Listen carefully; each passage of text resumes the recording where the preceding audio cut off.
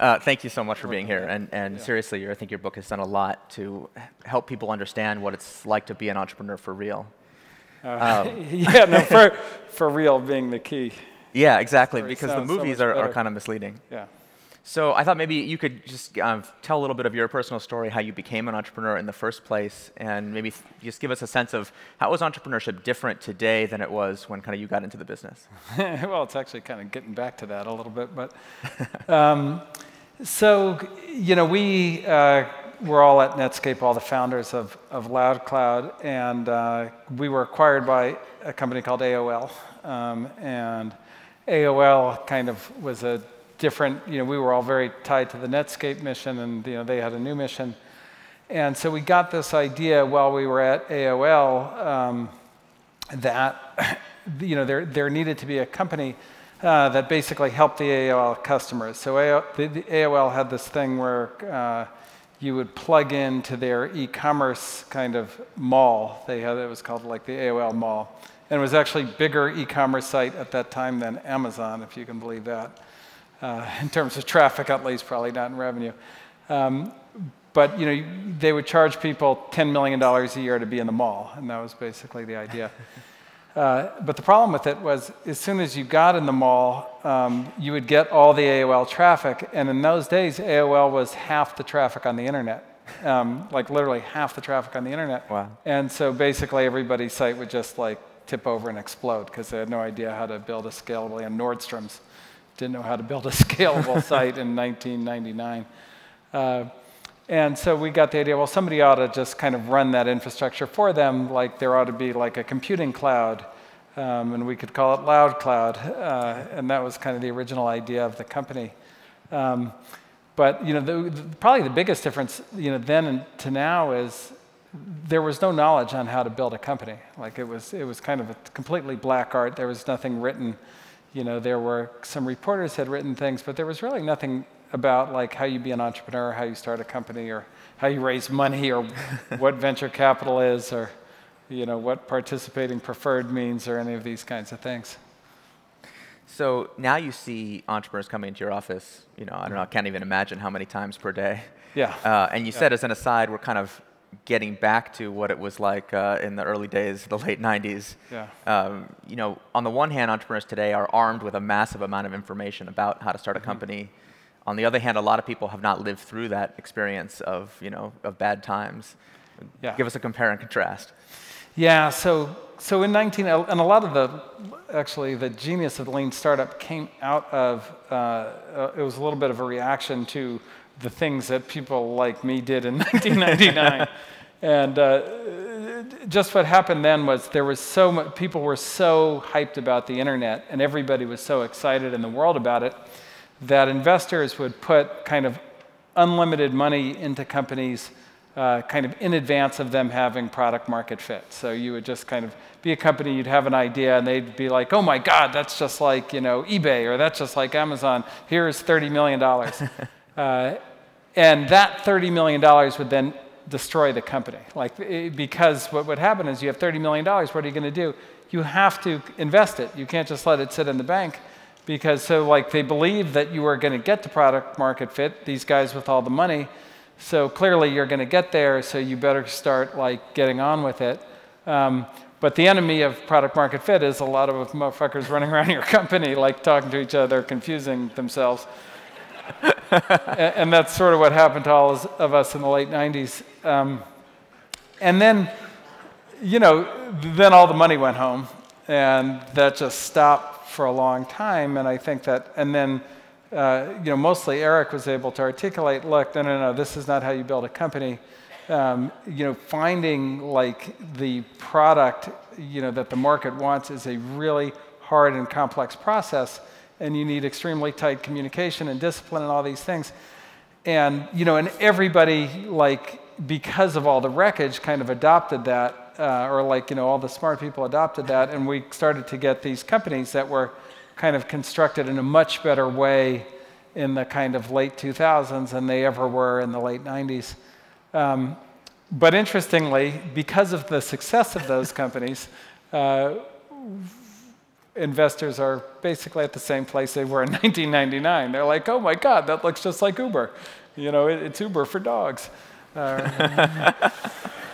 can I invest in that? That sounds good. Yeah. And here we are. So skipping ahead in your story a little bit, you tell a story in the book about selling Loud Cloud to EDS and retaining some of the IP so you could do Opsware. And you said something that really caught my attention, which is that you had to ship a product even though you knew it was the wrong product. But you felt like the only way to find out what the right product was to do it anyway. Can you kind of talk about what you learned by building the wrong product and what that was like? Yeah, so that was probably the hardest decision I ever made as CEO. It's interesting, everybody kind of, like when I get credit for a decision, it's always kind of changing Loud Cloud into Opsware, because people go, like, oh my God, you like changed the business when it was public, and and you sold all the customers and the revenue. That Explain, by the way, this is the time when people went public. Like early in the process. Yeah, right. We went public when we were 18 months old, so I don't recommend that. Do not try this at home. Yeah. But everybody always thought that was a really good decision. But in reality, intellectually, it was an easy decision because the choice was certain bankruptcy versus probable bankruptcy, and so if you're ever faced with that, go for probable bankruptcy. It's better. That's good advice. But emotionally, it was tricky. But intellectually, it was very simple. This one was much more complex because the engineering team, we had this product that we had kind of hoisted out of the cloud business, and the engineering team was like, look, it's not ready to go to market. Even we would have problems using it, and we designed the product for us. And so, how in good conscience can you possibly try and sell this to somebody on the outside? You're the devil. And I was like, so that it wasn't quite that strong, but it was getting there. You know how engineering teams get when you want to ship something they don't want to ship.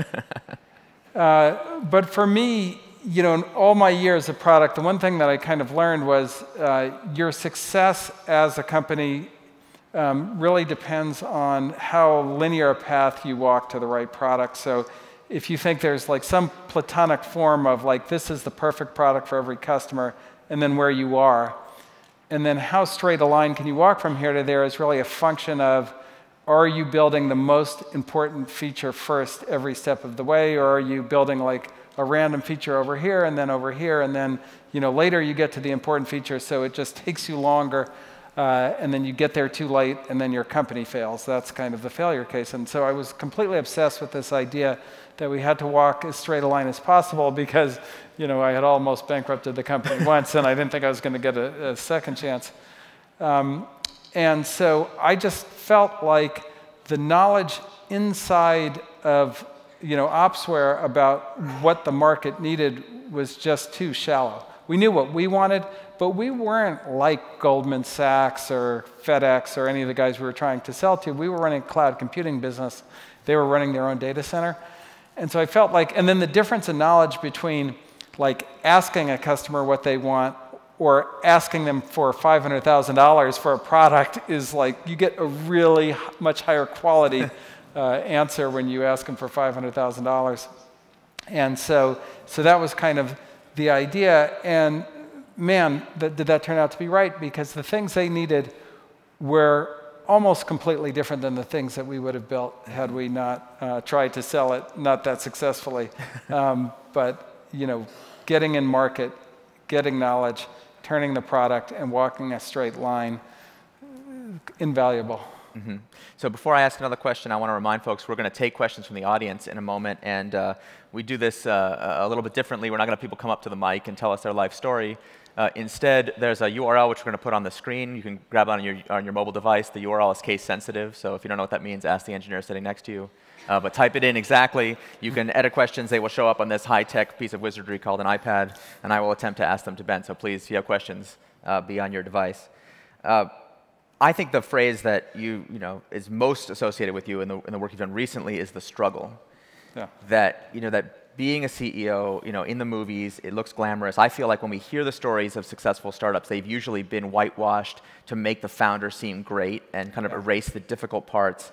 I feel like you've kind of injected a really important dose of reality into that, say, hey, that's not what it's actually like day to day. And so the people that are out there right now struggling, they're not necessarily doing it wrong. Yeah. You talked about that difficult strategic shift you had to make to become OpsSquare. Do you have another favorite story of just a really difficult choice, really difficult thing you struggled through that ultimately, taught you something important? No, I do. So, and it's interesting with the struggle is that the biggest surprise to me when I wrote the thing was like how universal it was, because when I was CEO, and I would ever talk to another CEO and ask them how their company was going, it was like, oh, it's fantastic. It's unbelievable. It's amazing. It's the most wonderful thing I've ever done in my life. And I was always just like, holy shit, my company is so fucked. I don't feel like that at all. I feel like I want to throw up and shoot myself in the head. But then once I wrote it, everybody was like, oh no, that's me too. So that was, it turned out they were all lying.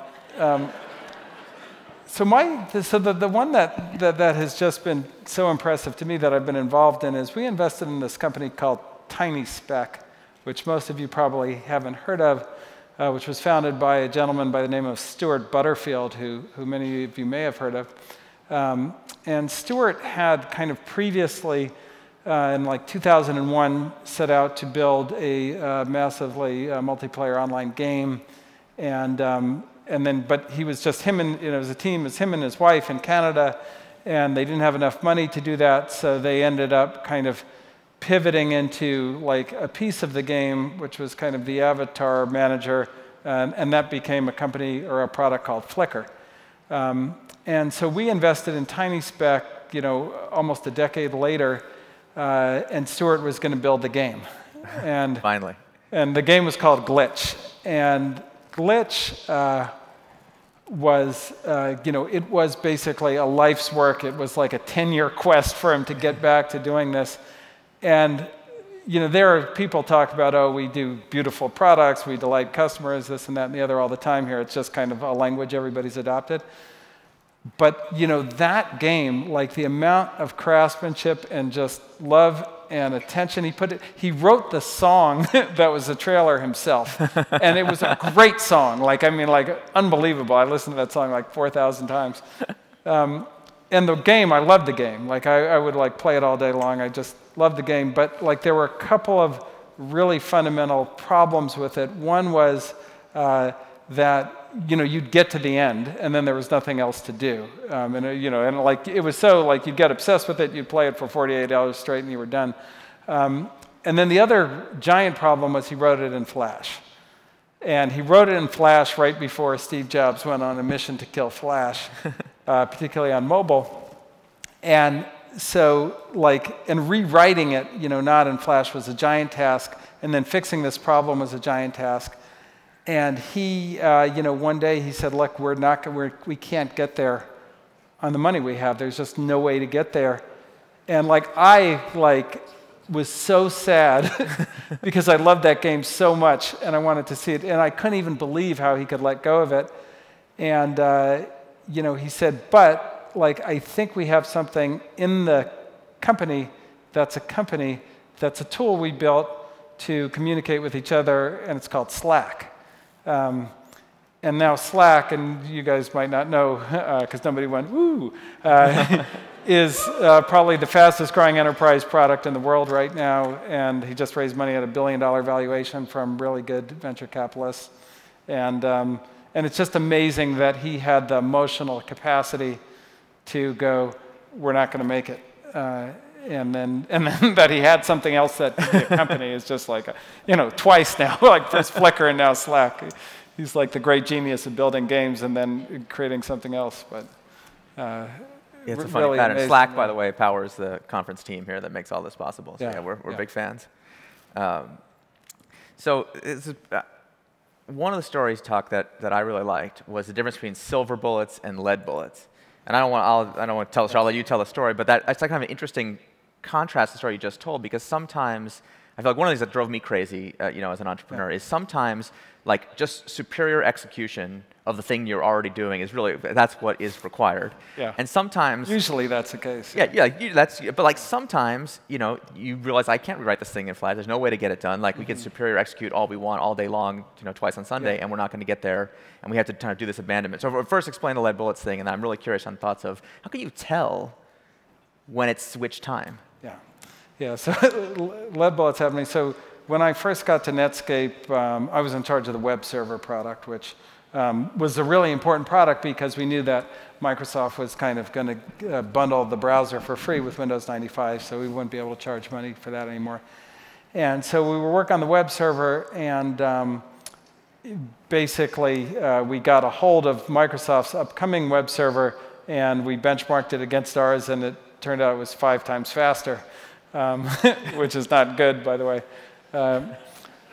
And so, as product manager, I kind of started on this strategy to, figure out like what really innovative features we could add quickly, what partnerships we could strike, something to like save this business because we were just going to be in a lot of trouble. And I'm working on all this, and I kind of sat down with the guy who's running engineering, a guy by the name of Bill Turpin, who was, he was kind of older and wiser than me. And I took him through all my ideas, and I'm like, we're going to do this, and we're going to do version control here, and we're going to do, this kind of monitoring and all this stuff. And Bill looks at me, and he goes, Ben, he's like, those are like a lot of nice, good ideas for silver bullets, but we're 5 times slower. This one's going to take some lead bullets. And, that like just rung in my head. I was like, oh, I guess, he is exactly right. We, for 5 times slower, doesn't matter what features we have. And that, kind of in a company, every time you start to lose, employees do what I did. They try and go here and there, and like, can we go low end or high end or around the corner or like change into something else? But the reality is that, oftentimes, look, it's very hard work to get the product to where it needs to be, and you can't distract yourself with silver bullets if you're going to get there. Now, there are exceptions. So the big exception is the kind of market. Like if the market isn't there, like if there's really no market for what you're doing, and you just misjudged it. And this happened to us at LoudCloud. So there was this huge market for cloud computing, but then there became no market for cloud computing from semi-viable companies after the crash. Right? Like if you didn't have a giant balance sheet after WorldCom went bankrupt, like it was like, okay, there's just no market. And so you can't kind of walk that line if there's no market. But if what's going on is there's a great market, but your product just isn't good enough to get it, or like a competitor has a better answer to the market, then you're in a situation where you've built a company to go after, you've hired every employee to go after a problem, and you're not solving that problem as good as someone else or not solving it well enough. The chances of you solving some other problem that your company wasn't built to go solve, if you can't solve that one, is like nil. So like you got to buck up, you got to like buckle your chin strap, go out on the field, and like go get it done. There is no, there's no silver bullet at that stage. So that's really the difference. It's like, is the market there or not? And if the market's there and we're just not getting it, then like we're really better shutting down the company than pivoting at that point. Right. But and I do think companies give up these days sometimes too early because like we put pivot in. It's okay to pivot. It's like no problem. It's like, well, like pivot is to pivot away from a stupid ass problem to a good problem, not to like go from like you suck to you're good. That doesn't work that way. Right. Yeah. That is not a pivot. Yeah. That's just getting it done. We're getting a lot of questions in from the audience, but there are a lot of questions about fundraising. I'm not going to ask Ben any questions about fundraising, so you can just stop sending those in. This is not we're not here to talk about VC and how to get Ben's money out of his wallet. First of all, there's like 1,000 blogs just dedicated to that topic alone. So here's a couple questions that have come in. One of which, this is sort of related to investing, but at least it's closer to operations, so I thought we could try it, is how do you know when you're ready to take in that big investment that you talked about? And how do you, when you kind of take that step, how do you prevent investor pressure from damaging the company? Yeah, that is a good question. Well, I think that, look, and this kind of goes back to Eric's work, but there's two like and this is an oversimplification, but there's the phase of like you build the product that 1,000 enterprises or 10,000 enterprises want, or like 10 million consumers want. Like that's kind of one phase, and that's very, very specific work that is different than building a company to go exploit the fact that you've discovered that product. And I think, at least in my view, even taking a lot of money before you've kind of built the product that everyone wants is dangerous. Because basically, to get that much money, you've set the expectation with your investor that like you've got product market fit and you're going to go build the company. And resisting building the company at that point is just a challenge. And I think this is, one of the things, and I've experienced this as an entrepreneur myself, and it gets very dangerous to think this way, is like if you don't think of your investors as investors, i.e. like if you don't think of them as like people who you're partnered with to go build your company, you think of them as somebody to, who's got herd mentality, which they do, or like somebody to trick into giving you a big check, or somebody to like match the valuation that your friend from Y Combinator got, then you're going to actually end up doing yourself a big disservice because you're starting at this weird place of dishonesty. And like you've really got to have alignment between the company and the investor around where you are in order to get aligned for what you ought to do. And the enemy, absolute enemy of product market fit is a lot of people in the company, because a lot of people in the company means poor communication. And to walk that straight line I was talking about from like where you are to where you need to go, you need great communication. Like the knowledge of what that problem is and how to solve it has to be universal among everybody working on it, and everybody's got to be on the same page, and that's incredibly hard to achieve. And so like these are really critical decisions and critical moments in the building of a company. One of the more boring things that you talk about, and we've been all about the boring parts of building startups, is the budgeting process and the way you allocate resources within a company. You've said that you're a big fan of technical founders, running companies for the long term, but this is a trap that some fall into, that maybe even yourself has fallen into, where you're kind of gamifying the budgeting process, and that can lead to disaster. Yeah. So budgeting. And this is one of the more common mistakes that I see made, and it is brutal what it does to you and your company as CEO once you do it. So a lot of CEOs will run a budgeting process that looks something like this. Get the team together, figure out, set the goals of the company. Here's what we're going to accomplish in the next year, and then break those goals down, amongst all the teams, and then set metrics around them, and so that you can measure them and so forth, and make them big and bright, and then go to each one member of the staff and say, okay, tell me the budget that you need to achieve those goals. That will destroy your company. Like, that is the worst thing that you could ever do. I highly recommend against it. It's something I've done. I speak from experience. And the reason is you've not put an explicit constraint on the process, and so to the manager, that doesn't sound like, within like a really reasonable, practical kind of scope, tell me what you need. What it sounds like is, this is a test of your creativity. How big can you make it? We've given you, how big and bright can you go crush that goal? And then the managers will then look to each other, and it becomes like a kind of creativity and hiring contest, because it's like, well, I've got so many ideas, I can hire 50 people. And then it's like, well, like if you're in marketing and you're hiring 50 people, then I'm in sales. I should have more people than you. I'm going to hire 100 people. And like all of a sudden your company starts to grow extremely fast. Extreme fast growth is what basically creates really bad companies, because if you've got more new people than existing people, then your values start to drift, your communication starts to break down, your processes don't support that. Like everything about building a company starts to fall apart. So much better process is you start with the constraints. You say, okay, first of all, and this is really hard for startups because like in a big company, you have the constraint of like, you got to make money. But in startups, you don't have to make money because you've got like people like venture capitalists like me who will give you money. And so if you don't have to make money, what is the constraint? And you really have to think very, very hard about that. And you have to create kind of artificial constraints.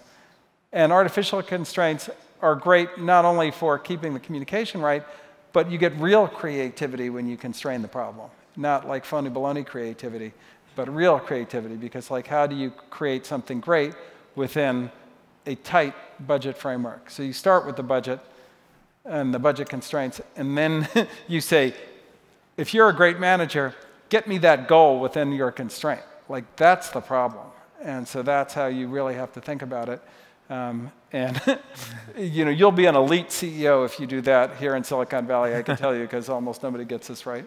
Yeah. How do you prevent the managers from saying, well, those constraints are arbitrary? You just made them up. Well, they are arbitrary.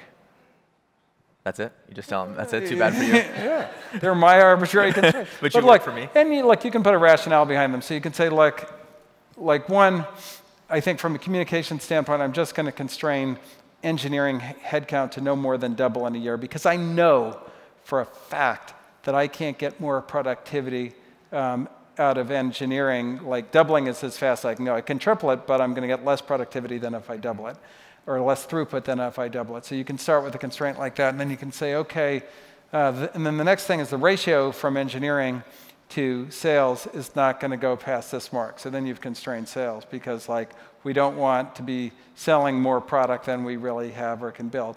And then so you can kind of lay it out that way. But to some extent, it is arbitrary. And this is the thing about the beauty of being cash flow positive is it's a one non-arbitrary constraint. And that's a beautiful thing. Yeah. So we're going to question this. Okay, let's say you're using Lean Startup and you have all kinds of metrics you use internally to track progress and validated learning. How do you communicate that to your investor? One of the things we talk about a lot in Lean Startup is that entrepreneurs have this terrible habit of spending other people's money. Mm-hmm. And then those other people want to know, what did I get for my money and what's the progress? And we often fall into the trap of kind of dodging accountability by using bullshit metrics. And so like, I know this drives you crazy when people show you 30% growth on a 25-cent base. Like, what kind of metrics do you actually look for when someone's trying to communicate progress in a way that you feel is kind of honest and help you understand that they're learning something of value? Yeah, so there's different kinds of, and a lot of what I'm looking for early on is just how do you understand your own business? So like, I'm much less concerned, and this gets to, I'm not answering any fundraising questions, but like even in like fundraising, like I'm less concerned that like something is growing like at like some arbitrary rate than, do you understand what you're doing? Have you thought enough about the business so that you know like what you ought to be measuring? So is what you're presenting like a good representation of what you're doing? And that, because if we've invested in the right team and they've got a good understanding of what they are trying to accomplish, like that's really the best you can do in this world. Like there are no, like you don't work harder and get like more sales necessarily. Like that's not how startups work, right? Like that's, it's not like, you got to be a tough guy. Demand that like you sell more of this product that nobody wants, right? Like you've got to demand that from your sales force. Just be tougher.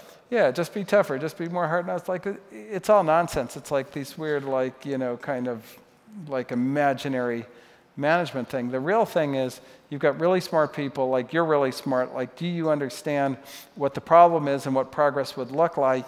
And then what are you doing to get that progress? Is like that's what you can do. And you kind of got to focus on the core thing, not the byproducts or the after effects. Yeah, the exhaust. Like even like, I've been at companies and they'll be like, oh my God, we quadrupled revenue this quarter.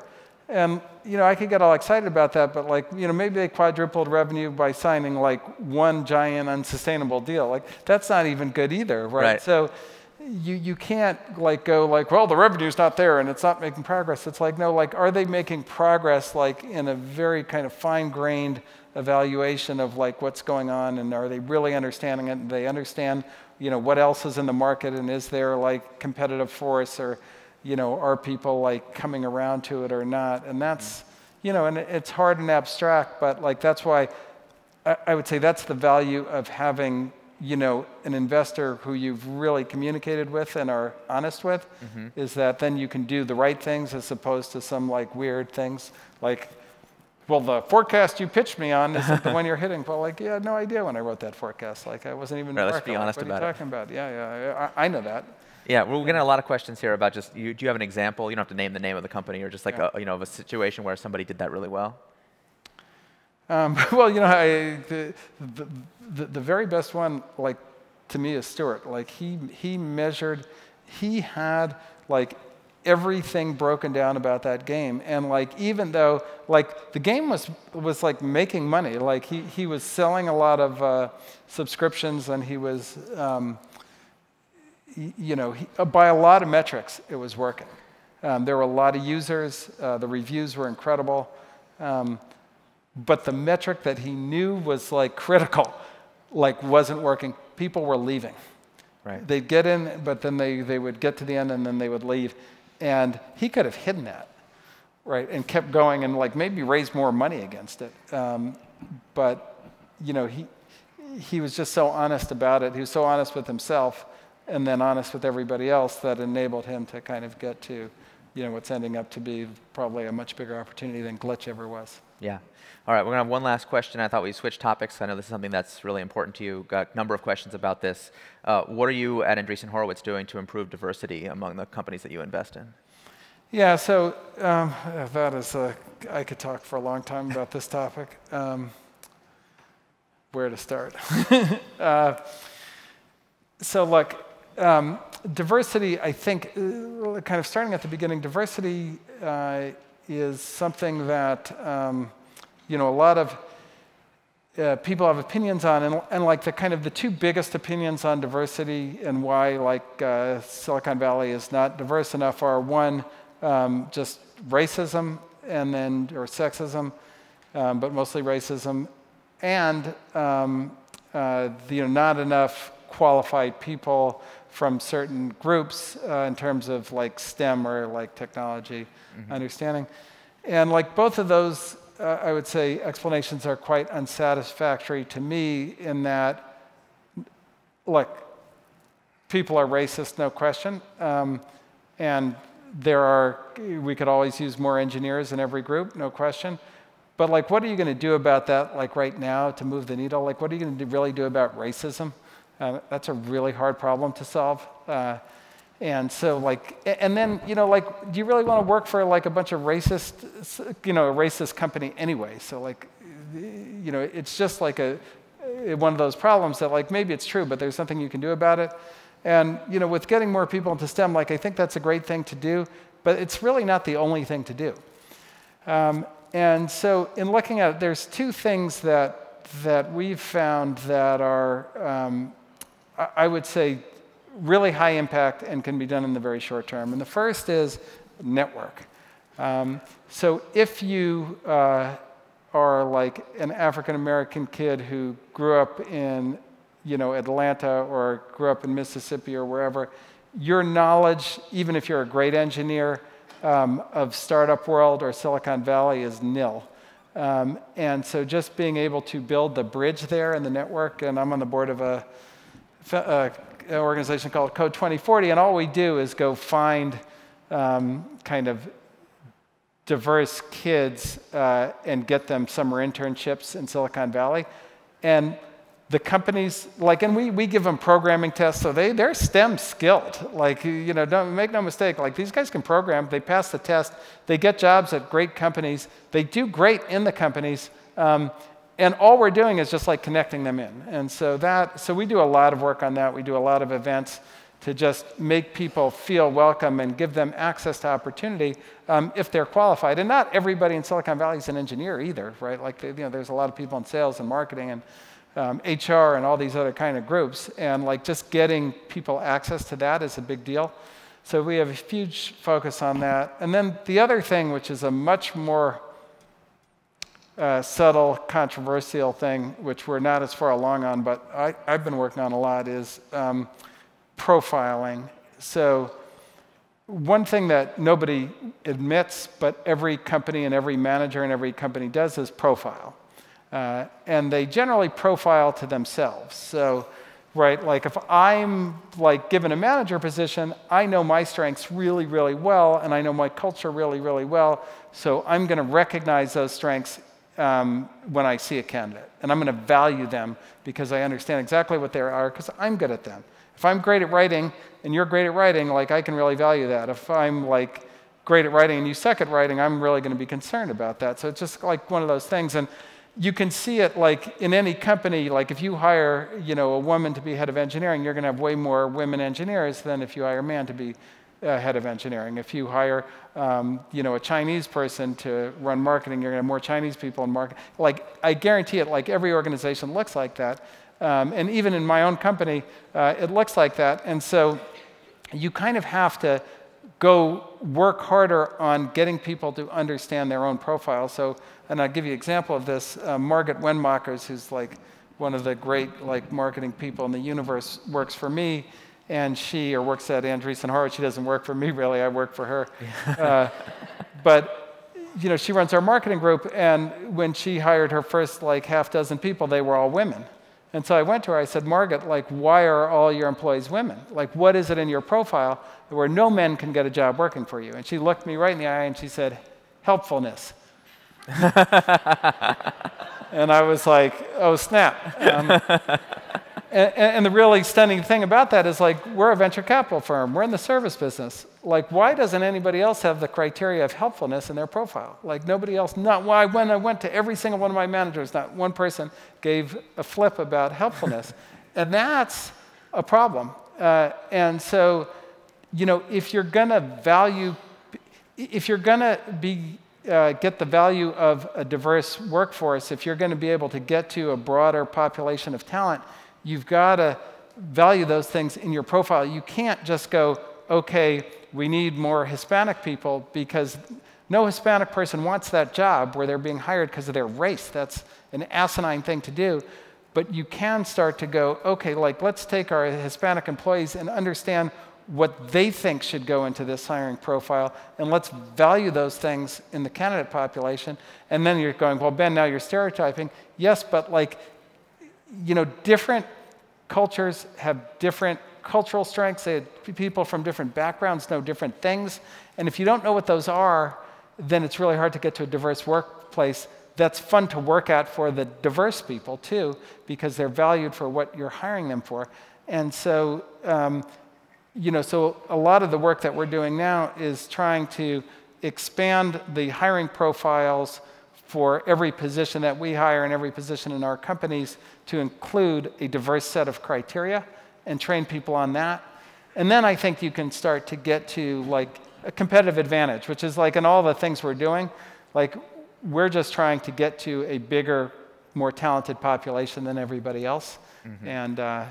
And so, you know, and I've been like, you know, we're at the beginning, but sorry for such a long answer. No, it's an important topic. You asked me that one right at the end. I appreciate you going into detail, Ben. It's really just such an honor to have you here. And yeah, thanks for taking the time. Really appreciate it. Yeah, no, great to see you, Ben. Eric.